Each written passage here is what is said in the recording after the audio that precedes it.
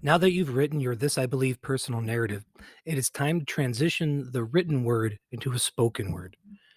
That requires you to be thinking about the content of what you're saying and how your voice, the pitch, the pausing, the raising or lowering of the volume, or the quickness in which you speak can affect the message you're trying to send out.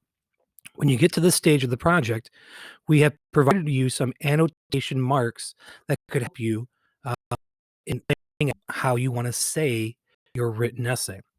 These annotation marks are just ideas. You don't have to use them. You can use whatever makes sense to you. But I wanted to provide you today with an example of using the ones given you for this assignment. So here's the Muhammad Ali's This I Believe personal narrative that we looked at in class. You'll notice that in the middle paragraph, I've done some annotations. Dashes are for pauses. The small little dashed lines underneath mean speeding up. The curvy lines underneath mean slowing down. The triangles mean speaking up or speaking down, so raising my voice or lowering my voice.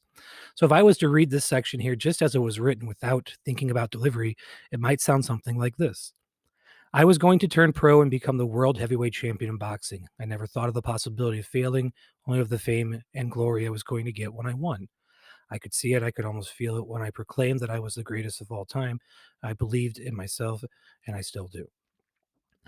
Now, if we were to try to deliver this more dynamically using our voice to add meaning and effect to the message, if I use my notes here, I'm going to go fast, I'm going to pause, I'm going to slow down, I'm going to go fast again, slow back to regular pace, speak up loudly, and then speak softly. So let's try this with my notes in place.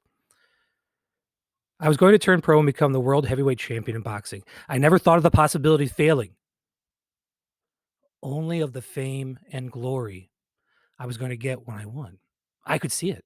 I could almost feel it when I proclaimed that I was the greatest of all time. I believed in myself, and I still do.